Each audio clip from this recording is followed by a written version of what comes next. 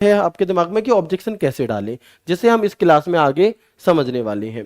क्या सबको ऑब्जेक्शन डालना जरूरी है? देखिए होता क्या है कि जैसे मान लीजिए 10 शिफ्टों में आपका एग्जाम हुआ है, तो जब आपका भर्ती बोर्ड के पास जब वो चेक करेंगे कि किस किस पर ऑब्जेक्शन आया है, तो ऐसा होगा कि 150 के 150 सवालों पर ऑब्जेक्शन आ गए होंगे, क्योंकि कोई भी फीस आपसे नहीं ली जा रही है। मान लीजिए 23 की फर्स्ट शिफ्ट है, तो भर्ती बोर्ड के पास बहुत सारे बच्चे ऐसे होते हैं कि रीजनिंग में उनका गलत हो गया, मतलब उन्हें यह बात नहीं है कि उन्होंने सही करा, सही तरीका अपनाया नहीं अपनाया, अगर आंसर गलत दिया तो उस पर उन्होंने ऑब्जेक्शन डाल दिया आपका। तो भर्ती बोर्ड क्या करता है कि जिन क्वेश्चंस पर सबसे ज्यादा आपके ऑब्जेक्शन डले होंगे उनको देखने के लिए क्या है, सबसे पहले फर्स्ट प्रेफरेंस में अपनी रखता है। इसलिए यदि ज्यादा से ज्यादा लोग किसी सवाल पर ऑब्जेक्शन डालेंगे तो भर्ती बोर्ड भी सबसे पहले उसे चेक करेगा।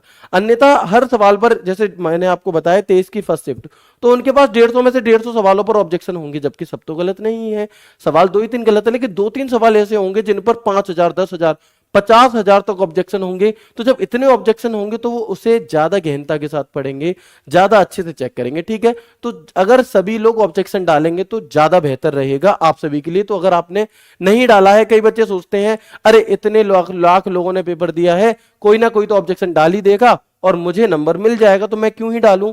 तो इतना आपको डाल लेना है, ठीक है, इतना आपको क्या है काम जरूर कर लेना है।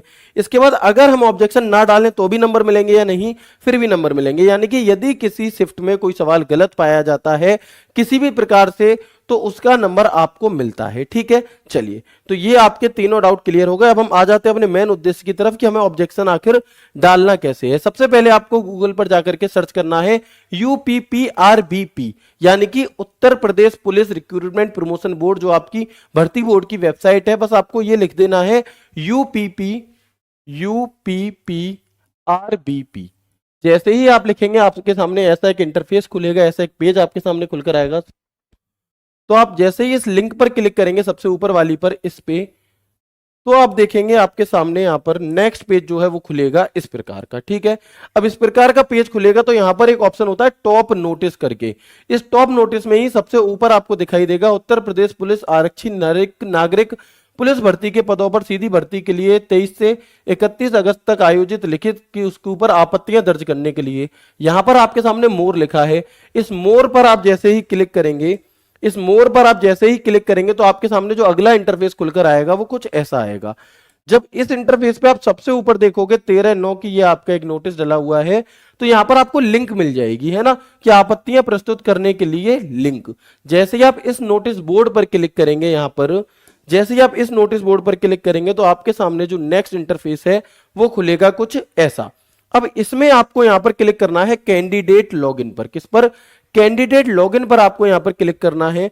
और जैसे ही आप कैंडिडेट लॉगिन पर क्लिक करेंगे आपके सामने अगला इंटरफेस खुलेगा कुछ इस प्रकार का।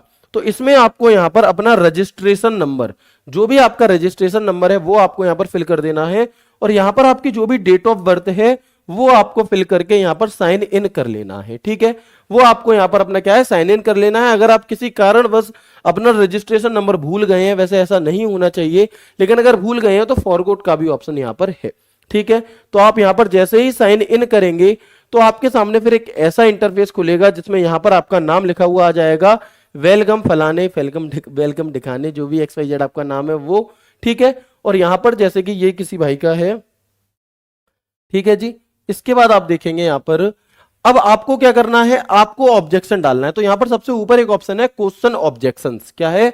सबसे ऊपर एक ऑप्शन आ रहा है क्वेश्चन ऑब्जेक्शन। जैसे ही आप इस क्वेश्चन ऑब्जेक्शंस पर क्लिक करेंगे तो आप आगे बढ़ेंगे और आपके पास एक ऑप्शन आएगा जिसमें आपसे कहेगा, आपका रजिस्ट्रेशन नंबर लिखा हुआ आएगा, आपकी डेट ऑफ बर्थ लिखी हुई आएगी, आपसे आपकी बुकलेट नंबर मांगा जाएगा। अब भैया ये बुकलेट नंबर हमें कहां से मिलेगा, है ना, आपकी बुकलेट नंबर आपसे मांगेगा। यहां पर ऑलरेडी फिल है क्योंकि मैंने टाइप किया हुआ है, ये बॉक्स खाली होगा, यहां पर आपको बुकलेट नंबर डालना है। अब ये कैसे डाला जाएगा? तो जब आप पेपर देने गए थे, जब आप पेपर देने गए थे तो जो आपके पास पेपर था, जो आपके पास ये कॉपी आपको मिली होगी, यहां पर बुकलेट नंबर लिखा रहता है ना, जो आपको कार्बन कॉपी टाइप में मिली है एक, यहां पर आपका बुकलेट नंबर लिखा है। इस बुकलेट नंबर को आपको क्या करना है, यहां पर फिल कर देना है, यहां पर फिल कर देना है और फिर से एक बार इसे यहां पर फिल कर देना है। यहां पर आपको कैप्चा डाल के और साइन इन कर लेना है। जैसे ही आप साइन इन करेंगे तो आपके सामने आपका नाम, रोल नंबर, आपका बुकलेट नंबर आदि ये सभी जानकारी कुछ इस तरह से दिखेंगी। अब आपको क्लिक करना है मेक ऑब्जेक्शन पर। कहां पर? आपको लेफ्ट टाइप पे, लेफ्ट में ऊपर दिखाई दे रहा होगा मेक ऑब्जेक्शन। जैसे ही आप मेक ऑब्जेक्शन पर क्लिक करेंगे तो आपके